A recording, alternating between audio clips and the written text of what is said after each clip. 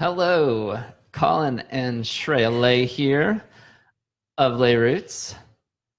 And today we're going to be talking about what is asset protection. Yes, we are. It's a great question. And It can mean a lot of things to a lot of people, yes, as we see from our online contact form submissions. yes. And on a quick note on that, it is not about creating fake identities and removing people secretly from the country. That was my favorite submission. But asset protection, Shreya Ley, since you are asking. I am asking. Is about actions you can take to reduce exposure of your personal assets from both business and investment activities. Okay. It's a scary world out there. It is. And, I wish that someone had told us that when we were starting an oil and gas consulting company and we were interested in asset protection. Well, we're starting it with my father. And, we were going up against the big guys and we were concerned about our law firm business, about the patents that we had in the consulting business. And the advice that we got then was to just come back when we had $30 million.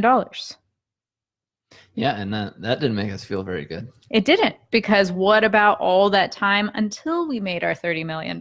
We're still waiting for that day.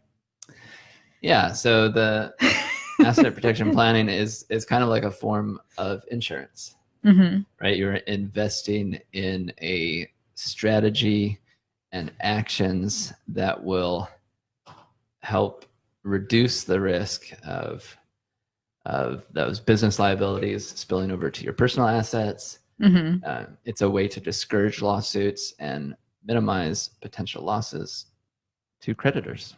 What are some ways in which I, a normal human being, can take action? Well, we'll get to that in the future. Oh, okay. Yeah.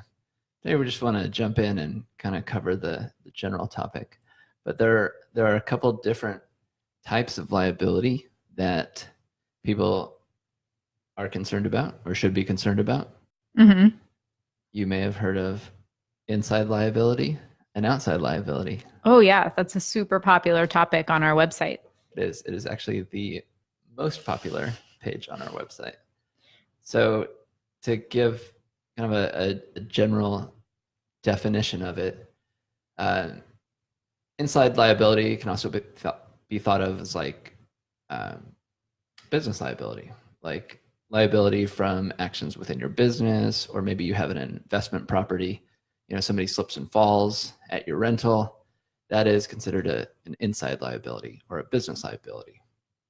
And outside liability is also known as a personal liability. So the most common type of example for this would be a car wreck or a car accident. Some bicyclist jumps out in front of your car and you clip them, they go down, and they sue you for emotional damages, for their destroyed bike, stuff like that. I know, because I've been scarred. I have emotional scars. No, not really. But those are the different types of liability.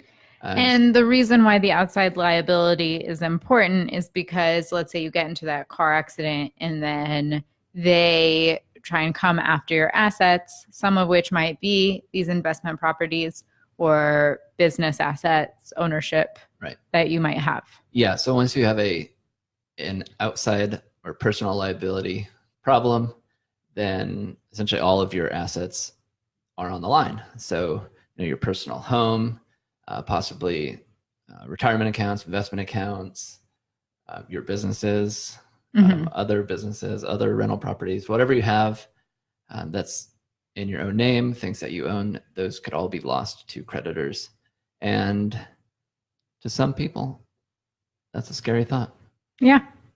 And it's worth investing in minimizing the potential damage that could cause. Exactly. Well, thanks, Shreya, and thanks for watching. If you found this video helpful, maybe give it a like below or share it with your friends. We would really appreciate that. Yeah. Take care.